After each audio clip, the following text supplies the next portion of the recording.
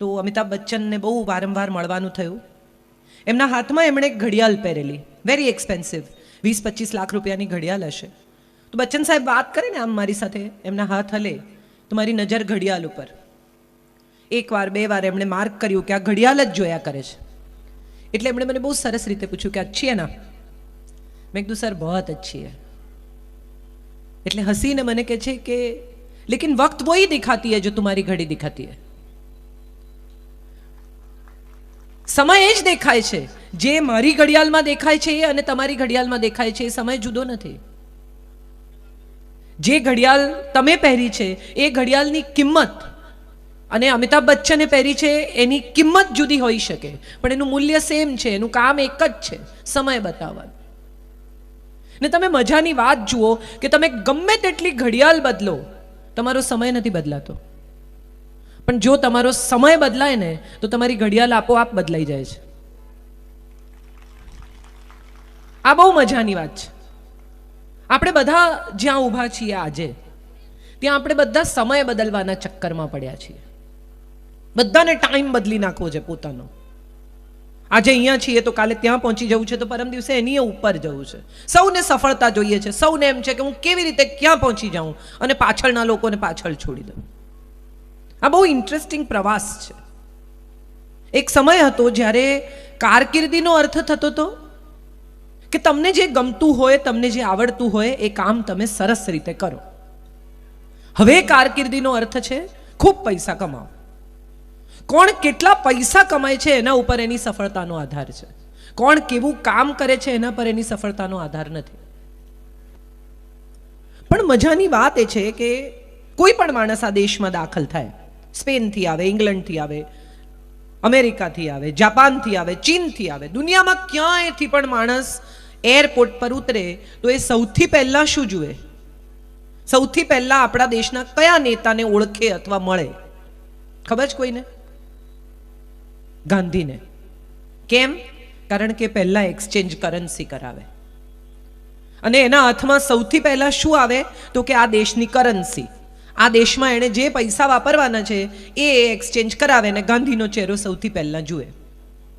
જે માણસ સૌથી વધારે દારૂની ખિલાફ હતો, જે માણસ સૌથી વધારે ભ્રષ્ટાચારની ખિલાફ હતો, જે માણસ સૌથી વધારે ભાવ વધારાની જેણે વિરોધ કર્યો, એ માણસનો ચહેરો છાપેલી નોટ આપણે દારૂ ખરીદવા માટે વાપરીએ છીએ, આપણે ભ્રષ્ટાચાર કરવા માટે વાપરીએ છીએ. કોઈ નેતાને, કોઈ ઓફિસરને આપણે લાંચ કયા સ્વરૂપમાં આપીએ છીએ? ગાંધીનો ચહેરો છાપેલી નોટથી. અને જે માણસે સૌથી વધારે મોંઘવારીનો વિરોધ કર્યો એ જ માણસનો ચહેરો આપી અને આપણે વસ્તુઓ ખરીદીએ છીએ. મહત્વની વાત એ છે કે તમે જ્યારે કશું કરો છો, તમે જ્યારે ક્યાંક પહોંચવાનો પ્રયાસ કરો છો, તમે જ્યારે સફળ થવાનો પ્રયત્ન કરો છો, ત્યારે એ સફળતા તમારા હાથમાં રહેતી નથી.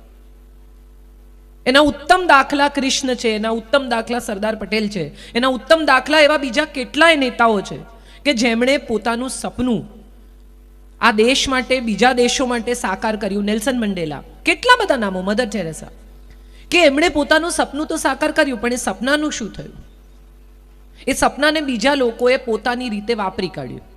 એ સપનાને બીજા લોકોએ પોતાની રીતે એમને જેમ કરવું હતું એમ કરી નાખ્યું. એક શેઠ અને શેઠાણી હતા. એમનો એક કૂતરો, બાળકો નહીં એટલે એમણે કૂતરો પાળેલો. કૂતરાને એટલું બધું ચાહે, એટલું બધું ચાહે, દીકરાથી વધારે ચાહે. કોઈ પડોશી હોય, કોઈ મળવા આવે ને એમ કે તમારો કૂતરો છૂટો, અરે કૂતરો નહીં કહેવાનું, અમારો દીકરો છે, એવા લેવલ ઉપર એને ચાહે. શેઠ શેઠાણી ગરડા થયા. છેલ્લે સુધી સંભળાય છે? હા કે ના? Very good. તમારો અવાજ મને સંભળાય એનો અર્થ એમ કે મારો તમને સંભળાય છે. જોરથી હા કહો જો સંભળાતું હોય તો. આ હા હા હા, થેન્ક યુ. તમે બેઠા છો એવી તો મને ખબર પડે. તો શેઠ શેઠાણીએ નક્કી કર્યું કે હવે ઉંમર થઈ છે, જાત્રા કરવા જઈએ. બંને જણા જાત્રા કરવાનું પ્લાનિંગ કર્યું, પણ આને ક્યાં મૂકી જાય? એટલે એ લોકોએ નક્કી કર્યું કે કંઈ વાંધો નહીં, આપણે ગાડીમાં જાત્રા કરીએ અને એને ભેગો લેતા જઈએ.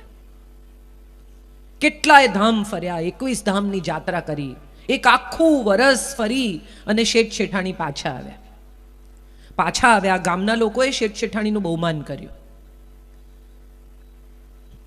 કર્યું, એમને હાર પહેરાવ્યો, એમની જાત્રાની વાતો સાંભળી. એટલે કૂતરાના જે મિત્રો હતા એ લોકોને પણ થયું કે આપણે પણ આનું બહુમાન કરવું જોઈએ. આપણો જાતિભાઈ છે, આવી રીતે ફરીને આવ્યો તો આપણે આનું બહુમાન કરીએ. એટલે કૂતરાઓએ પણ બહુમાન નક્કી કર્યું ને સરસ મજાની જગ્યાએ. અને પછી પૂછ્યું કે અરે તું અમને કહે, તું શું શું જોઈ આવ્યો, ક્યાં ક્યાં ફરી આવ્યો, કેવા કેવા મંદિરો હતા, કેવી કેવી જગ્યાઓ હતી. એટલે કૂતરાએ બહુ શરમાઈને કહ્યું કે એવું છે કે ગયો તો બધે, પણ ગાડીમાંથી નીચે ઉતરી શક્યો નહીં. એટલે બધાએ પૂછ્યું કે અરે એવું કેવી રીતે થયું, આટલી બધી જગ્યાએ તું ગયો તો તું ગાડીમાંથી નીચે કેમ ન ઉતર્યો? એટલે કૂતરાએ કહ્યું કે એવું છે ભાઈ, આ દુનિયામાં કશું જ નથી નડતું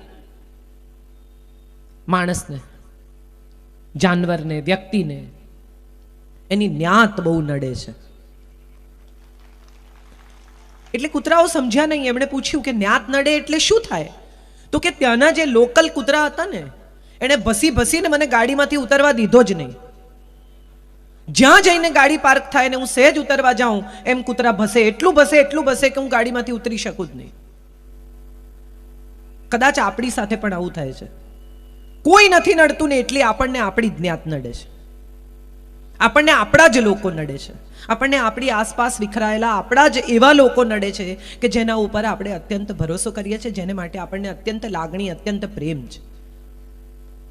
તમે ખરેખર વિચારો ને તો તમને સમજાય ને તમારા બધાના ઘરમાં એમ જ થતું હશે કે એક પુત્રવધુ પરણીને આવે ને તો પુત્રવધુને સસરાને તો બહુ જ બને. કરેક્ટ, બધાને ખબર છે આ વાત. સસરાને તો દીકરી જ લાગે ને પુત્રવધુને સસરા પપ્પા લાગે. વાંધો ક્યાં પડે? કરેક્ટ. એટલે કોણ નડે? ન્યાત.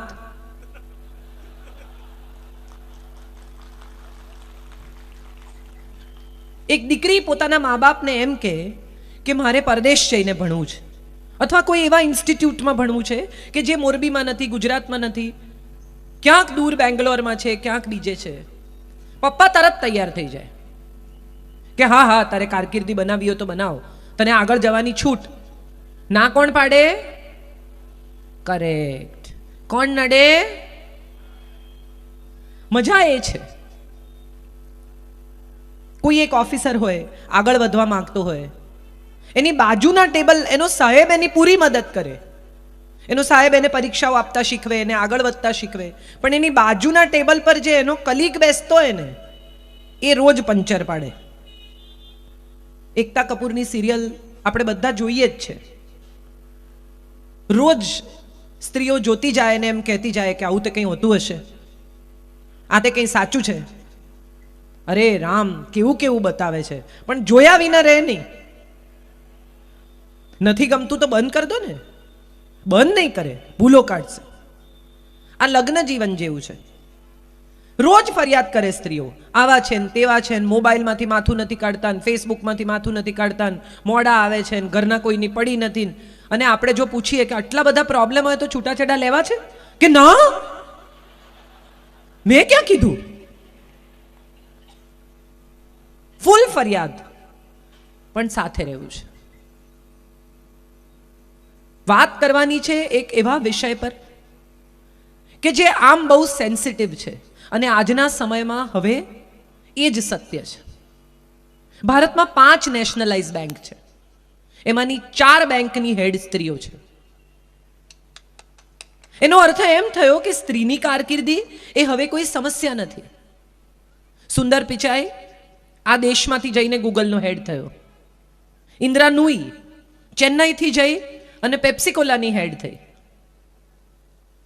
એવી કેટલી બધી સ્ત્રીઓ છે. સોનલ જે ઓબામાની ઓફિસમાં કામ કરે છે. આપણી પાસે એવા કેટલા દાખલા છે, એવી કેટલીય સ્ત્રીઓ છે કે જેણે પોતાની ઝળહળતી કારકિર્દી બનાવી છે. અમૃતા પ્રીતમથી શરૂ કરીને, લેખકથી શરૂ કરીને, એક્ટ્રેસથી શરૂ કરીને, Deepika Padukone national badminton champion રહી, નેશનલ સ્વિમર રહી, અને એક દિવસ એણે માથું ફેરવીને કહ્યું કે ભાઈ આ બધું મારાથી નથી થતું, મારે એક્ટર થવું છે. એના પિતા 2 વર્ષ એની સાથે બોલ્યા નહીં. એકલી મુંબઈમાં રહી, સ્ટ્રગલ કરી, મોડલિંગ કર્યું, અને એને પહેલી ફિલ્મ મળી શાહરૂખ ખાનની, ઓમ શાંતિ ઓમ. એ પછી એણે પાછા વળીને જોયું નથી, અને જેમ સફળ થતી ગઈ એમ એના પિતાને સમજાયું કે બરાબર છે, આ જ એને કરવું તું, માટે આમાં એ સફળ છે.